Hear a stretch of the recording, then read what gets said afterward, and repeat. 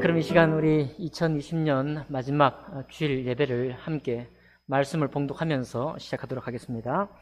모두 자리에서 일어나셔서 사무엘상 17장 41절부터 49절까지만 교독 봉독하겠습니다. 사무엘상 17장 41절은 438쪽, 구약 성경 438쪽 가량에 있습니다. 41절부터 49절까지 말씀 교독으로 봉독하겠습니다. 다 준비되신 줄 알고 제가 먼저 읽겠습니다. 블레셋 사람이 방패든 사람을 앞세우고 다윗에게로 점점 가까이 나아가니라.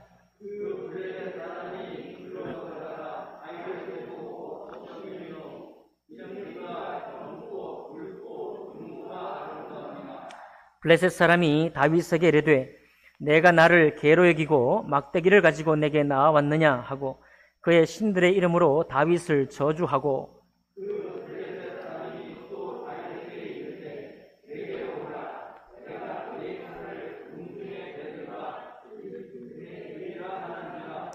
다윗이 블레셋 사람에게 이르되 너는 칼과 창과 단창으로 내게 나아오거니와 나는 만군의 여호와의 이름 곧 내가 모욕하는 이스라엘 군대의 하나님의 이름으로 내게 나아가노라.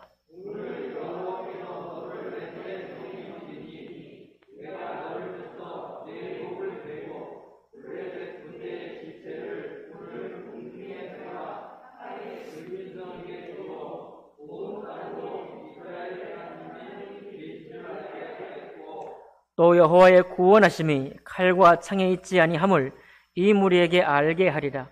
전쟁은 여호와께 속한 것인즉 그가 너희를 우리 손에 넘기시리라.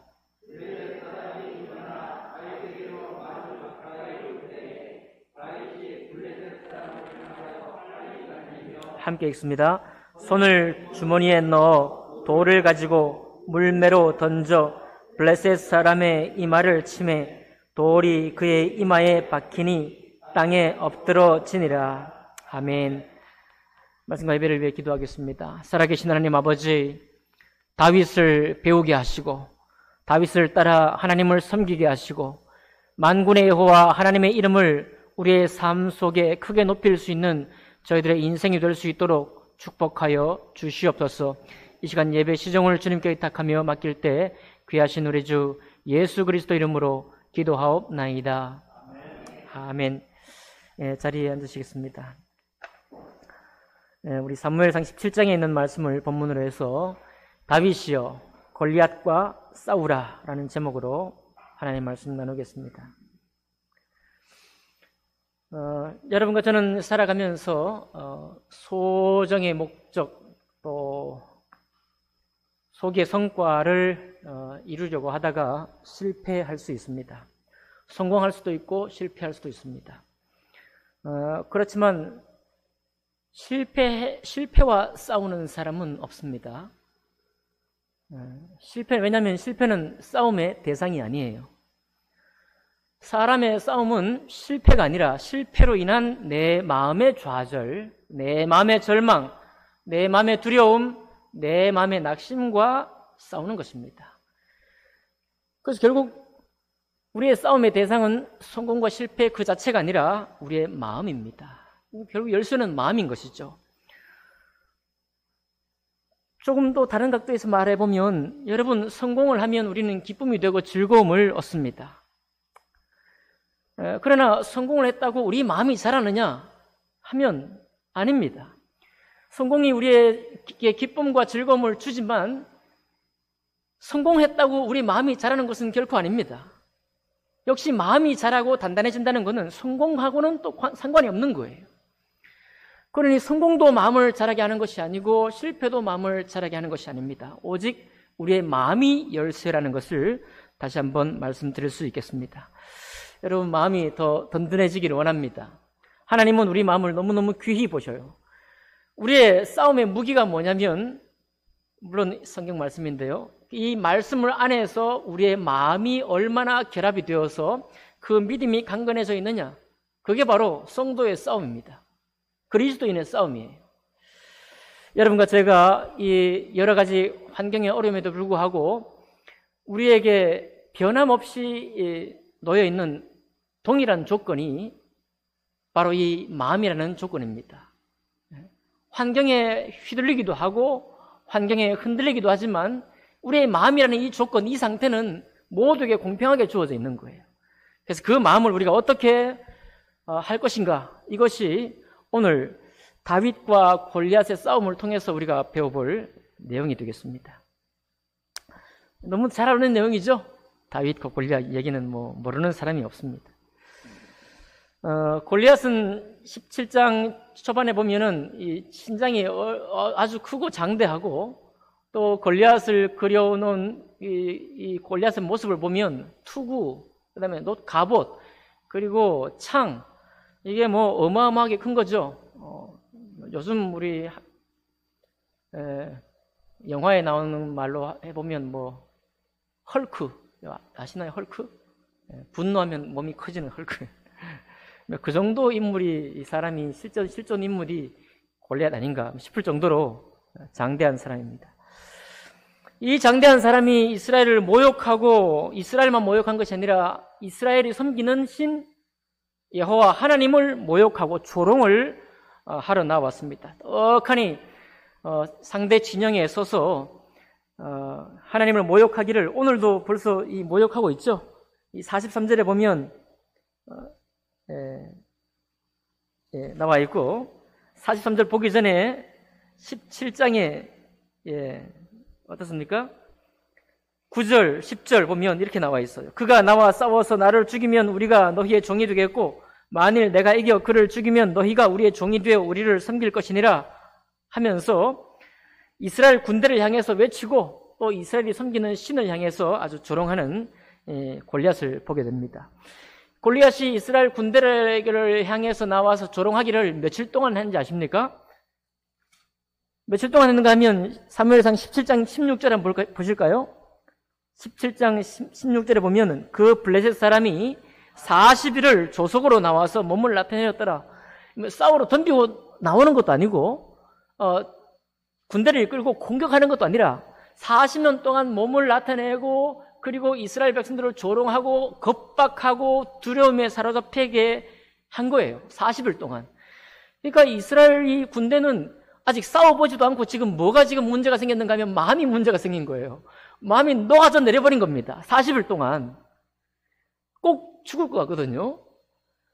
그런데 골리앗이 하는 말이, 야, 우리 군대하고 너희 군대하고 싸우자 라고 한 것이 아니라, 여러분 옛날 전쟁, 고대 전쟁 아시죠? 고대 전쟁의 이 방식이 뭐냐면, 물론 군대와 군대가 싸우기도 했습니다. 그런데 군대와 군대가 싸우기 전에 장수와 장수가, 대표 장수가 싸워서 이기면 전쟁에 이기는 것이고, 패하면 전쟁에 패하는 거예요. 그런 이제 전쟁의 룰이 있는데, 지금 골리앗이 사무엘상 17장 8절 9절에 이렇게 말합니다. 8절 9절에 보니까 그가 서서 이스라엘 군대를 향하여 외쳐 이르되 너희가 어찌하여 나와서 전열을 벌였느냐? 나는 블레셋 사람이 아니며 너희는 사울의 신복이 아니냐? 너희는 한 사람을 택하여 내게로 내려 보내라. 그가 나와 싸워서 나를 죽이면 우리가 너희의 종이 되겠고, 그렇게 말하고 있습니다. 지금 골리앗이 나와가지고 이스라엘 군대를 굉장히 압박을 하고 두려움에 사로잡히게 했는데, 그러면서 딱 한 사람을 요청하는 거예요. 한 사람을 택하라 이거예요. 한 사람만 택하고 그와를 올려보내가지고, 그가 만약 나를 무찌르면 우리가 너희의 종이 될 것이고, 그가 만약 나를 무찌르면 우리가 너희의 종이 될 것이다. 그렇게 하고 있습니다. 자, 여러분, 우리 숫자가 많은 게 유리하죠?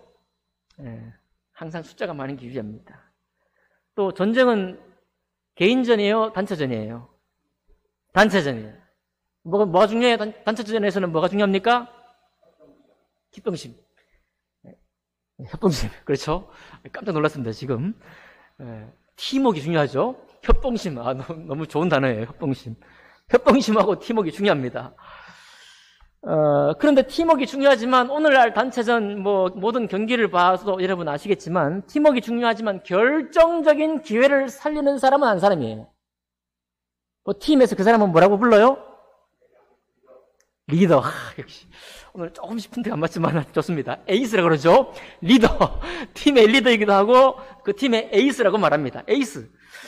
이 에이스가 게임 체인저 역할을 하는 거예요. 야, 제가 뭐 축구를 좋아하니까요. 막 3대 0으로 막 치고, 이거, 여러분, 축구에 3대 0이면 거의 게임이 어렵습니다. 뒤집기 어려워요. 농구도 아니고, 축구에서.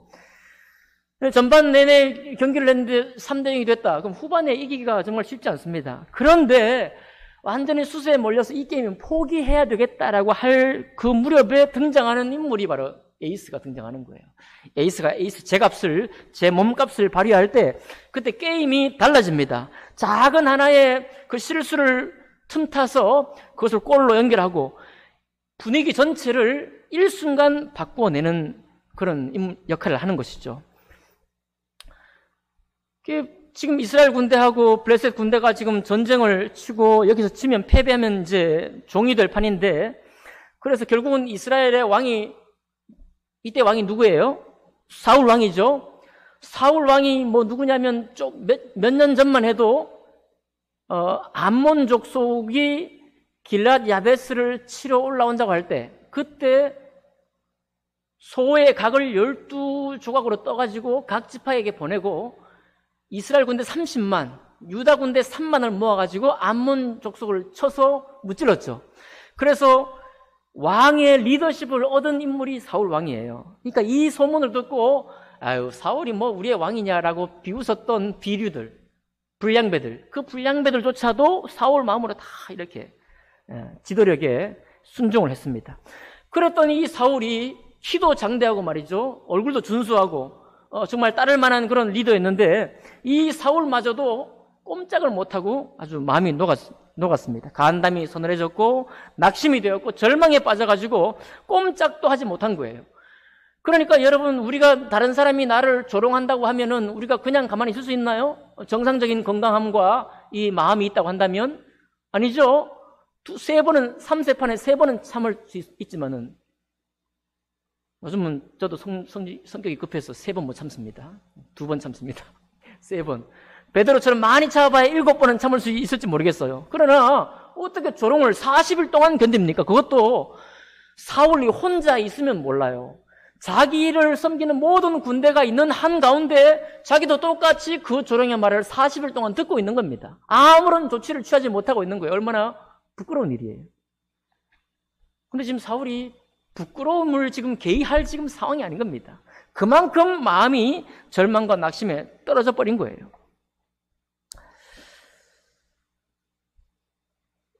여러분, 우리 오늘 기도 가운데도 말씀하셨지만 이제 내년이 2021년입니다. 2020년을 코로나19가 삼켜버렸습니다. 2021년도 2020-2 같아요, 분위기가. 그렇죠? 2020-1, 2020-2 이런 분위기로 우리 마음을 여러 가지 모양으로 옥죄고 있고, 좀 마음껏 주님을 섬기고 또 여러분의 생활 터전에서 사업을 하더라도 좀 충분히 마음껏 하고 싶은데 우리의 마음이 알게 모르게 조금씩 이렇게 움츠러 들고 있습니다. 자, 이럴 때 여러분과 제가 다윗이 되기를 원합니다. 골리앗처럼 우리를 막 힘겹게 하는 이 환경이 오랫동안 지속되고 도대체 우리 팀의 에이스가 누구냐 하고 궁금해하는 시간이 많아진다고 할지라도 이때 여러분과 제가 다윗이 되기를 바라는 거예요. 여러분, 다윗이 될 준비가 되어 있습니까? 여러분, 우리는 구원받을 때 이미 다윗이 된 거예요. 사실 골리앗은 하나님을 대적하는 자의 대표일 뿐입니다. 여러분, 우리가 구원받지 못하고 세상에 살 때는 우리의 이 완고함이 정말 하늘을 찔렀어요. 사실 여러분, 신앙을 갖게 된 지금도 보면 우리의 완고함이 하늘을 찌릅니다. 우리는 참 완고해요. 완고해서 좀처럼 변하지 않습니다. 좀처럼 우리의 습관을 하나님을 닮아 하나님을 닮는 습관으로 바꾸기가 어려운 사람들이에요. 그러나 우리 주님이 우리를 긍휼히 여기셔서 우리를 구원하셨어요. 우리 한 사람을 지목하여 찾아오시고 우리를 주목해서 우리를 건져내셨습니다. 그때 우리가 하나님의 자녀된 놀라운 축복과 은혜를 입었지만 동시에 그때서야 무엇이 보이느냐? 하나님을 대적하는 환경이 보이는 것입니다. 그때야 비로소 세상이 하나님을 향해 있지 않다는 사실을 우리가 깨달은 거예요. 내가 구원받기 전에 하나님을 향해 있지 않고 하나님을 가까이 하지 않았구나 하는 것을 깨달은 것입니다. 그러니 우리가 이제 하나님의 자녀가 된 거죠. 하나님께 속한 사람이 된 거죠. 이때부터 무엇이 보입니까? 이 세상이 보이기 시작해요. 세상이 전체적으로 하나님을 대적하는 세상이고 하나님을 조롱하는 세상이고 하나님은 없다는 세상인 것입니다. 우리가 신앙생활하는 이 이후 이 신앙생활하는 과정 동안에 이미 벌써 우리는 다윗의 심령이 된 거예요. 우리는 그래서 골리앗을 대적하고 있는 것입니다. 코로나19가 아니라 이전에도 이미 우리는 항상 골리앗과 대적하고 있는 거예요. 그 골리앗이 세상이 40일 동안에 나와가지고 모든 사람의 마음을 아주 절망 속에 낙심 속에 가둬놓는 환경 속에 우리가 살고 있는 겁니다. 오직 그래서 지금 우리에게 중요한 것이 뭐냐? 전에도 똑같았지만 이번에 이 올해 더욱더 중요한 것은 우리가 다윗이 되는 것입니다. 오늘 말씀의 제목이 뭐예요? 다윗이여 골리앗과 싸워라. 다윗이 모든 사람이 간담이 서늘해져 있을 때 어디 양치던 다윗이 형님들에게 도시락 배달하러 왔다가 그 이야기를 듣고 그 마음에 하나님을 향한 열심이, 하나님을 향한 그 열정이 타올라서 하는 말이 다윗의 말이 사무엘상 17장 45절 하반절에 있습니다. 너는 칼과 창과 방패를 가지고 내게 오거니와 나는 만군의 여호와의 이름 곧 내가 모독한 이스라엘의 군대의 이름으로 내게 나아가노라. 또 47절에 또 이 모든 무리가 주님께서는 칼과 창으로 구원하지 아니하시는 줄을 알게 되리니 이는 전쟁은 주님께 속한 것인즉 그분께서 너희를 우리 손에 주실 것이기 때문이니라 하고 골리앗을 향해 나아갑니다. 여러분 제가 오늘 시청각 자료를 좀 준비했습니다. 칼을 준비했습니다. 방송에 나올지 모르겠습니다. 무섭게 생겼습니까? 칼. 네, 모조품입니다. 이것보다 훨씬 더 크고 위험이 있는 칼로 골리앗이 들고 나온 거예요. 그럼 최소한 이 정도 무기는 있어야 될 것 같은데 다윗이 뭘 들고 나왔어요?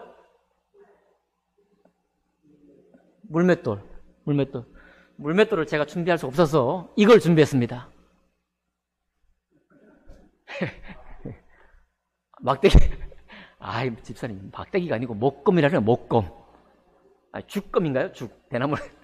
죽검, 죽검. 이거 하고 칼로 훈련받은 이 어마어마한 장수가 들고 나오는데 싸움이 되겠어요? 이 목검이라도. 이제 다윗이 뭘 들고 나가요? 49절 보니까 다윗이 그의 자루에 돌을 넣어 거기서 돌 한 개를 취하매라고 합니다. 돌 한 개를 취해서 물매를 던져서 그 블레셋 사람의 이마를 뭐하니? 마치니. 다른 번역에 보니까 강타하니. 그 이마를 강타하니 그 돌멩이가 그의 이마 속에 박히니 그가 얼굴을 땅에 대고 쓰러지더라 라고 나와 있어요. 여러분 다윗은 사실 이름 없는 인물이었습니다. 다윗은 요즘 말로 하면 듣보잡 들어보셨죠? 듣도 보도 못한 잡것 그런가요? 듣보잡 인물입니다. 이 다윗을 아는 사람이 아무도 없어요. 어디서 알 수 있는가 하면 사무엘상 17장 55절에 보면 사울의 군대 장관이 아브넬이었습니다. 아브넬에게 승리하고 돌아오는 다윗을 보고 야, 저 누구냐? 라고 물어보니까 아브넬이 대답하는 말이 내가 모릅니다 라고 대답했어요. 여러분 사울이 지금 리더십을 발휘하고 있죠. 그 군대의 대장이 아브넬입니다. 그리고 아브넬로부터 훈련받은 군사들이 얼마나 많겠어요. 훈련받은 군사들, 훈련된 군사들. 그 군사들을 아브넬이 알겠어요 모르겠어요? 되게 군사들 뭐 한 사람 한 사람 다 모르겠지만 그러나 저렇게 혁혁하게 적의 장수를 무찌르는 정도의 실력을 가진 사람이라면 군대 대장이 알 수 있어요? 알까요 모를까요? 알고 있는 거예요. 막 달리기를 잘한다든지 아니면 뭐 명중률이 높다든지 궁수 중에도 아주 탁월한 궁수여가지고 만약 이스라엘 군대 33만 혹은 그 중에서 특공대 300명을 뽑는다고 한다면 이 사람이 꼭 포함될 것이다. 대장이 알고 있어야 되는 거예요. 그런데 그렇게 알만한 인물 속에도 다윗은 없는 겁니다. 왜요? 다윗은 군사가 아니니까. 다윗은 군인이 아닌 거예요. 그냥 일개 목동일 뿐인 것입니다. 아는 사람이 없는 겁니다. 아는 사람이 없어. 여러분, 저는 올해 저도 뭐 50대이지만 여전히 저에게도, 좀 유명한 사람이 돼야 되겠다, 이런 생각이 있을까요? 좀 유명해지면 좋겠다. 있겠죠? 그러나 여러분, 우리가 무명한 시간을 굉장히 많이 보냅니다. 가조등에서 유명해도 한국에서는 무명하잖아요. 그러니까 우리가 무명한 시간을 많이 보내. 이 무명한 시절에, 그러나 우리가 정말 중요한 시간으로 여러분 생각할 수 있어야 되겠습니다. 다윗이 도대체 어떻게 사울 왕도 간담이 선을 해서 마음이 녹았고 그 군대들도 다 마음이 녹아서 40일 동안 조롱만 당하고 있을 때 도대체 다윗은 무슨 훈련을 받았길래 그 두려움에 휩쓸려 떠내려갈 건데 그 말을 듣고 도리어 하나님을 향한 그런 마음을 품을 수 있었을까요? 우리는 잘 알고 있죠? 다윗의 전직이 무엇입니까? 목동이에요, 목동. 다윗이 하는 말이, 골리앗을 향해 하는 말이, 야, 내가 사자와 곰의 발톱에서부터 뭐를 건졌으니, 내가 치던 양을 건져내었으니 그때 나를 도우신 하나님이 이때도 도울 것입니다 라고 말하고 나가잖아요. 그렇죠? 여러분 생각해 보세요. 다윗이 이새라는 사람의 집안의 막내 아들이었고 베들레헴 어떤 집안의 막내 아들인데 그가 양을 치는 사람입니다.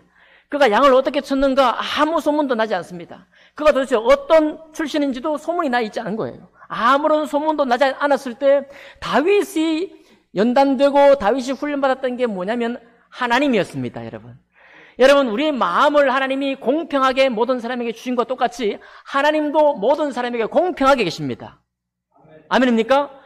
우리가 어떤 처지에 있든지 성공했든지 실패했든지 아니면 오랫동안의 좌절 가운데 있든지 상관없이 하나님의 이름은 공평하게 똑같이 주어져 있는 거예요. 근데 다윗은 자기의 사소한 경험 아닙니까? 양을 치는 목동의 업무를 하면서도 그 목동의 업무 속에서 누구와 교제했는가 하면 하나님과 교제했던 거예요. 이것이 우리와 같은 일입니다. 네. 세상 사람들과 다른 일이죠. 여러분과 제가 다윗과 같은 환경 속에 있는 증거예요. 여러분과 저도 비록 여기 예배 왔으면 우리가 신앙생활을 하는 게 아니죠. 우리는 각자의 직장이 있습니다. 각기 직업이 있어요. 내가 생활하는 생활의 환경이 있고 내가 지금 부딪혀 있는 어려움이 있습니다. 나를 힘겹게 만드는 어떤 사람도 있을 수 있어요. 그런데 그 뉴스거리도 안 되고 말이죠. 다른 사람에게 무슨 내가 이 소문을 낼 거리도 안 되는 어떤 이름 없는 사람과 내가 씨름하고 있는데 바로 그 순간에 하나님이 공평하게 계시고요. 그때 우리가 하나님과 만나고 하나님과의 교제를 통해 그 문제를 직면하고 있다면 우리는 지금 다윗이 되어 있는 거예요. 우리는 지금 다윗의 경험과 똑같은 경험을 하고 있는 것입니다. 훈련받은 군사들 다 어디로 갔습니까? 칼과 창과 방패로 무장한 군대는 다 어디로 갔습니까? 그 팀워크 전체는 다 어디로 갔어요? 안몬 족속을 무찌르며 혁혁한 공로를 세웠던 사울 왕의 기계는 다 어디로 갔습니까? 마음이 완전히 두려움에 사로잡혀 아무것도 할 수 없었습니다. 그때 그 전쟁에 훈련받지 않았던 다윗이 단지 양치기를 통해 훈련받았던 그 다윗이 똑같은 전혀 다른 환경이었지만 하나님을 향한 담대한 마음을 훈련하기에는 조금도 부족함이 없었다는 말이에요. 여러분 지금 어떤 어려움이 있죠? 우리가 간구하는 제목이 있습니까? 조금 더 빨리 이 상황이 타개되기를 원하는 그런 마음이 있죠? 바로 그 마음과 우리가 씨름하는 겁니다. 그 씨름 가운데에서 하나님과 하나님의 말씀과 우리를 관련시키게 되면 바로 이미 다윗의 심령으로 우리가 무장되고 있는 것입니다. 우리는 칼을 쓸 훈련을 할 필요가 없습니다. 목검을 가지고 실제 검을 다룰 때 어떻게 다룰 것인가 할 이유가 없는 거예요. 여러분 왜 그렇습니까? 하나님의 말씀은 살았고 운동력이 있어 좌우에 날선 어떤 검보다도 예리하여 혼과 영과 및 관절과 골수를 찔러 쪼개기까지 하며 또 마음의 생각과 뜻을 감찰하나니라고 했어요. 여러분 하나님의 말씀이 그리스도의 무기입니다. 그리고 그 하나님의 말씀이 우리의 마음과 생각의 뜻을 감찰하시는 거예요. 그래서 이 말씀을 우리의 마음과 결합하고 그리고 내가 지금 당면한 문제와 함께 직면해 갈 때 이 사람은 지금 다윗의 심령을 준비해 가고 있는 것입니다.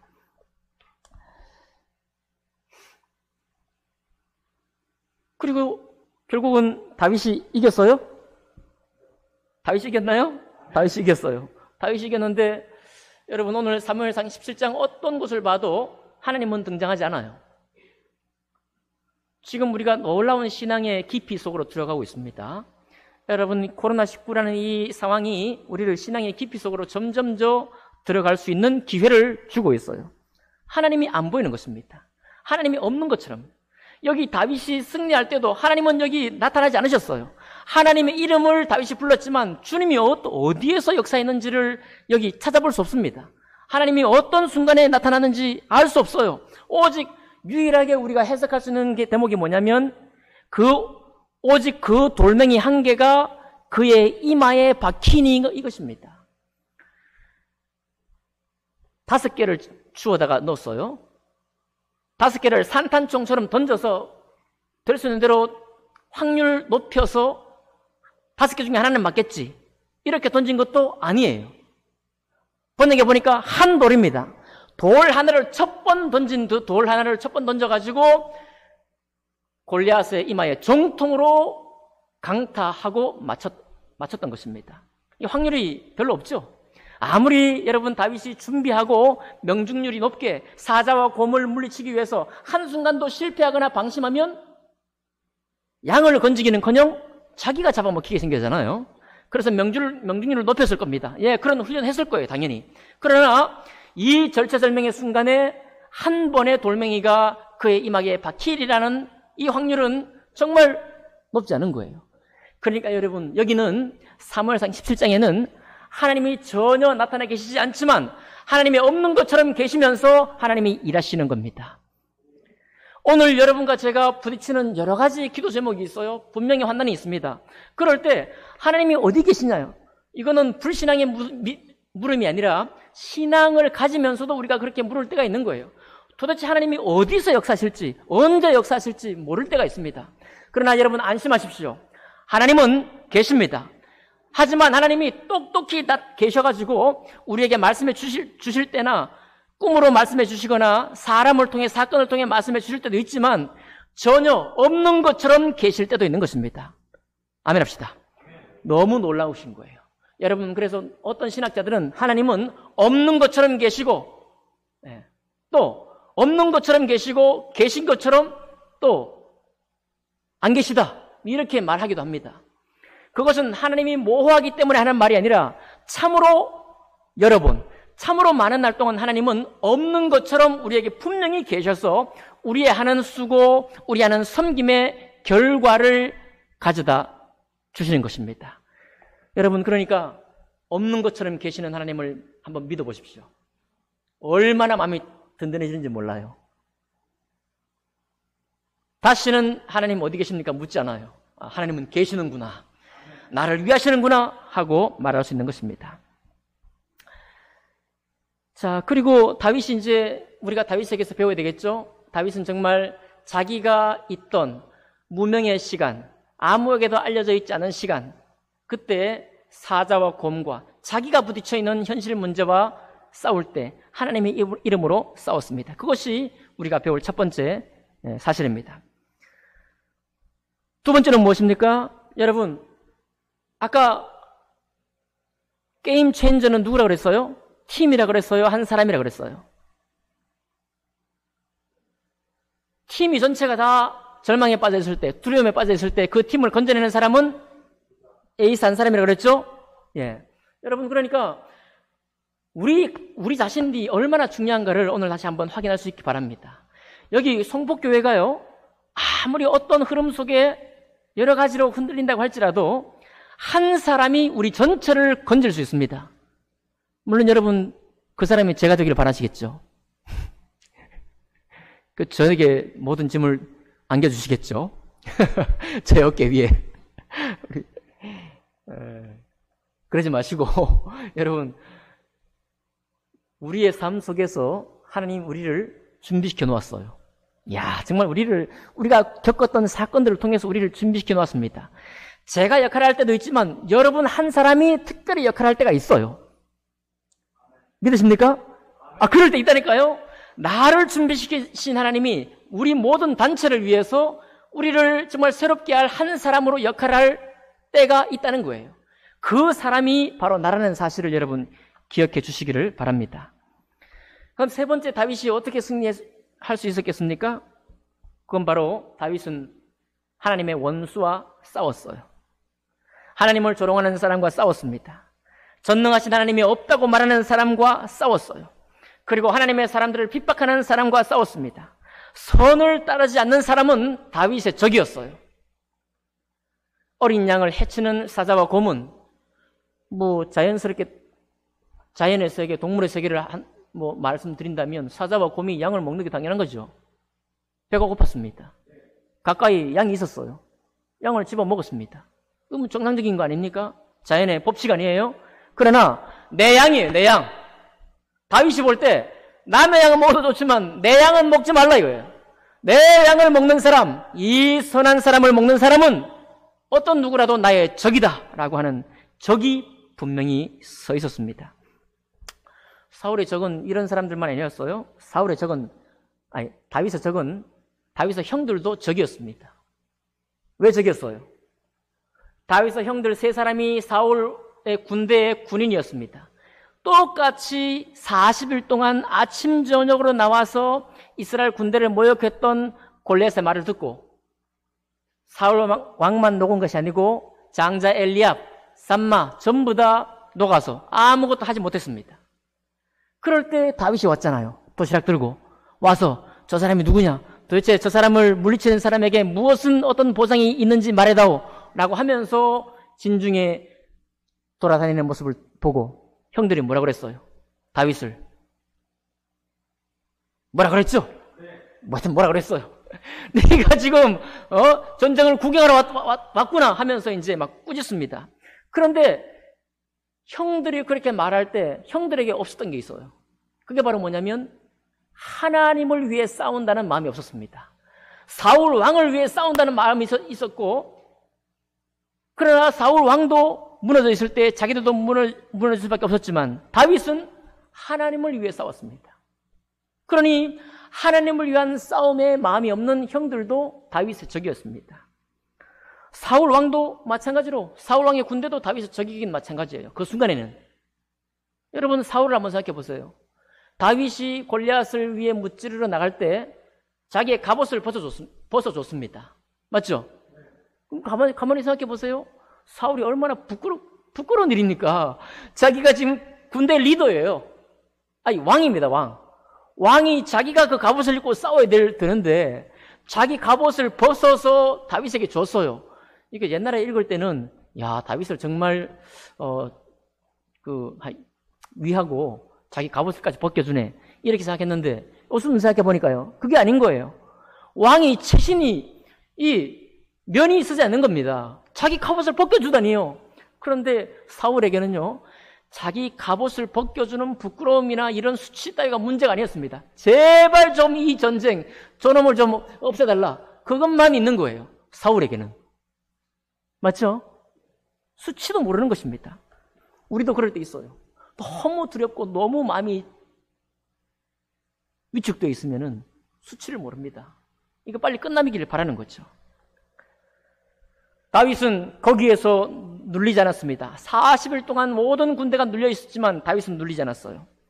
또 전장의 분위기를 아주 장악해버린 골리앗도 다윗의 적이었습니다. 그러니 여러분 하나님을 내가 위한다는 것, 하나님의 말씀을 내가 위한다는 것, 거기에서 우리의 일상 속에서 부딪히는 여러 가지 어려운 시련 속에서 하나님과 그 마음이 연관된 사람은 이와 같은 마음을 품을 수 있습니다.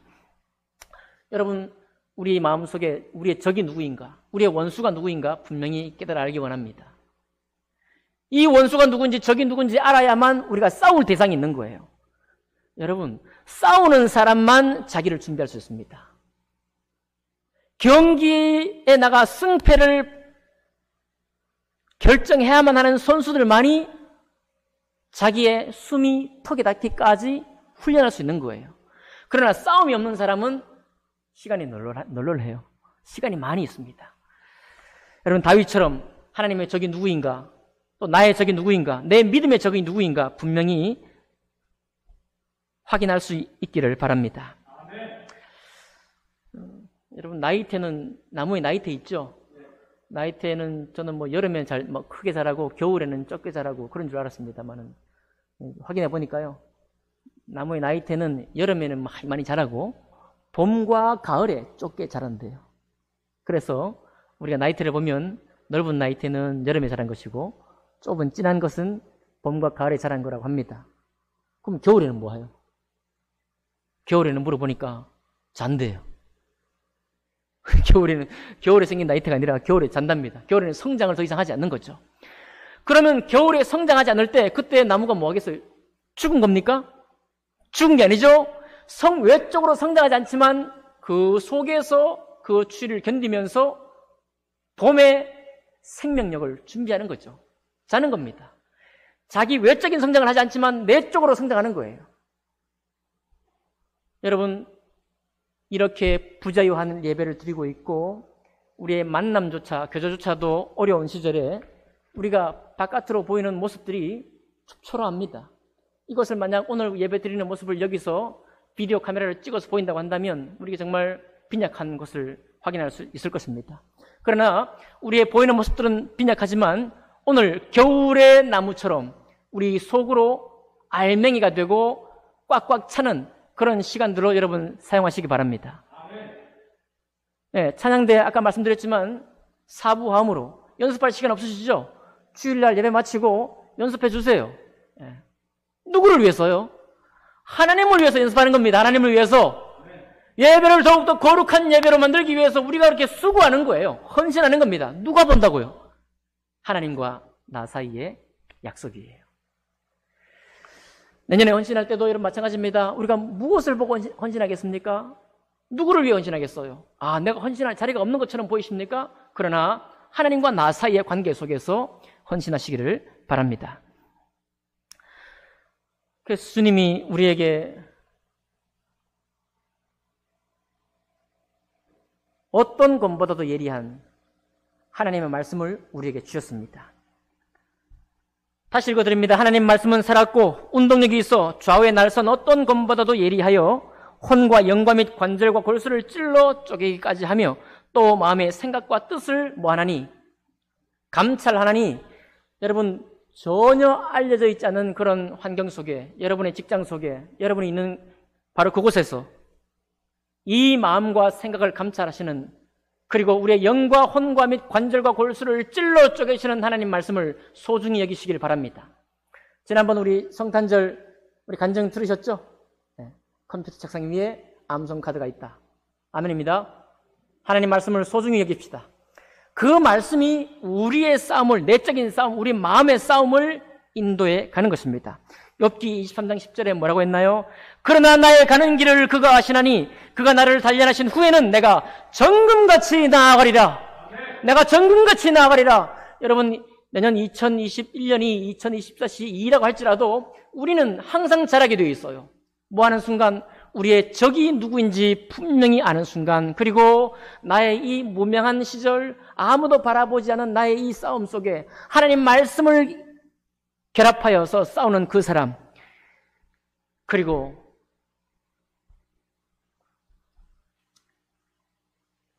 그 적과 싸울 때 생사를 걸고 싸울 그런 사람을 우리는 기다리고 있는 것입니다. 끝으로 여러분, 다윗의 마지막 장면을 보여드리겠습니다. 17장 55절 하반절 보겠습니다. 55절부터 57절 보겠습니다. 사울은 다윗이 블레셋 사람을 향하여 나아감을 보고 군사령관 아브넬에게 묻되 아브넬아, 이 소년이 누구의 아들이냐? 아브넬이 이르되 왕의 사심으로 맹세하옵나니 내가 알지 못하나이다 하매 왕이 이르되 너는 이 청년이 누구의 아들인가 물어보라 하였더니, 자 57절 보세요. 다윗이 그 블레셋 사람을 죽이고 돌아올 때에 그 블레셋 사람의 머리가 그의 손에 있는 채 아브넬이 그를 사울 앞으로 인도하니라고 말하고 있습니다. 여러분 상상해 볼까요? 골리앗의 칼로 죽은 골리앗의 머리를 뱄습니다. 여러분, 다윗은 하나님을 사랑하는 사람이죠. 그의 얼굴은 붉고 여성스러운 얼굴이었습니다. 여러분, 그 조각상의 다비드상만 봐도 아주 예쁘장하게 나와 있지 않습니까? 그런데 이 다윗이 지금 마지막 전투를 승리하고 돌아올 때 그 블레셋 사람의 머리가 그의 손에 있은 채로 사울 왕 앞에 왔다고 했어요. 여러분, 상상 가십니까? 저는 어릴 적에 소를 잡고 돼지를 잡는 모습을 많이 봤습니다. 저희 집에서 잡았어요. 저희 아버지가 잡았습니다. 동네 소를 잡았어요. 소의 머리, 잡힌 머리를 알고 있습니다. 그러나 사람이에요, 사람. 사람의 죽은 머리를 들고 피 뚝뚝 떨어지는 그 머리를 들고 오는 거예요. 이게 하나님의 사람이 할 일입니까?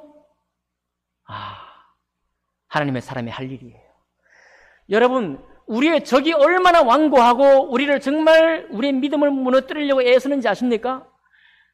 사단이 얼마나 우리를 노리는지 아십니까? 신약에도 뭐라고 그랬어요? 우는 사자가 삼킬 자를 두루 다니며 찾고 다닌다고 말씀하고 있죠. 맞습니까?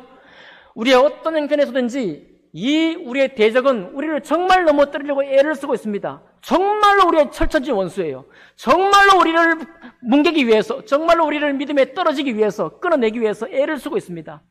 그렇기 때문에 다윗은 하나님을 향한 사랑만큼이나 하나님의 대적을 향한 이 미움이 가득한 거예요. 그리스도인이 너무 투정적이면 안 되겠죠.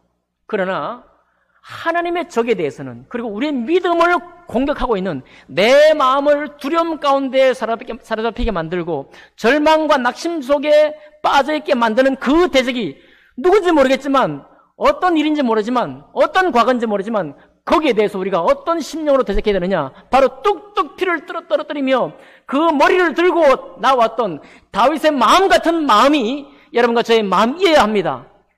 물에 물 탄 듯 술에 술 탄 듯 신앙생활을 하는 것이 아닙니다. 그렇게 강건한 마음으로 살아계신 하나님을 섬길 때 그 마음에 분명한 믿음이 보이기 시작하는 것입니다.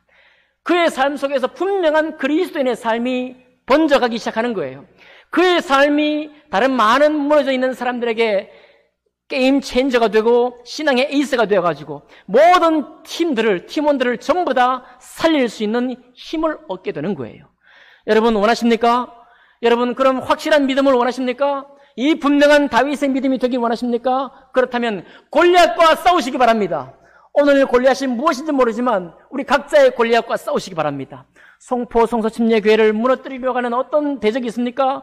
그와는 아주 이를 악물고 싸우시기 바라요. 끝까지 싸우시기 바랍니다. 그의 목을 쳐서 들고 나아갈 때까지.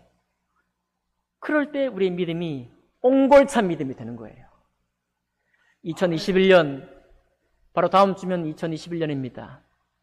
여러분, 비 온 뒤에 연꽃잎 위에 또르르 떨어지는 물방울은 번지지 않습니다. 물방울이 또르르 굴러가죠. 믿음도 그리 돼야 됩니다.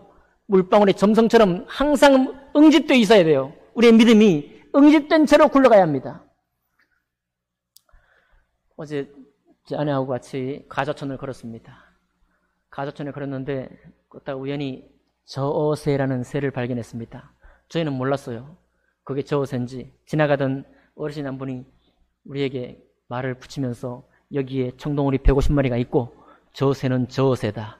저어새는 천연기념물이라고 그래요. 천연기념물이 가저천에 왔습니다. 제가 찾아보니까요, 저어새는 철새인데 강화도에나 있거나 동아시아만 있는 천연기념물입니다. 이 지구상에 현재 2,400마리밖에 없다고 그래요. 근데 그 없는 저어새가요, 가저천에 온 겁니다. 가저천에 딱 한 마리가. 보니까 정말 젖고 있더라고요. 이렇게 부리가요 한 30cm, 입은 끝이 주걱같이 돼가지고 물속으로 막 젖고 있어요. 그분이 한 말이 저으면서 고기를 찾아서 저어새다 그래요. 천연기념물이. 여러분, 천연기념물이, 멸종위기 동물이 가저천에 왔어요. 좋은 징조입니다. 여러분, 송포 성서침례교회 여러분과 저희 신앙이 남들이 뭐라 그래도, 이 코로나가 뭐라고 위협해도 다윗처럼 옹골차게 세워지는 새로운 한 해가 되기를 바랍니다. 우리 눈동자의 힘을 주시고, 그리고 다윗처럼 평소에도 우리 주님을 만나는 훈련을 하시면서 말씀과 우리의 마음을 결합해서 든든한 믿음이 세워지기를 바랍니다. 다윗이요, 골리앗과 싸우시기 바랍니다. 올해뿐만 아니라 내년에도 남아있는 모든 생애 동안 골리앗과 싸워 승리하시는 우리의 믿음이 되기를 주님 이름으로 축복합니다. 기도하겠습니다.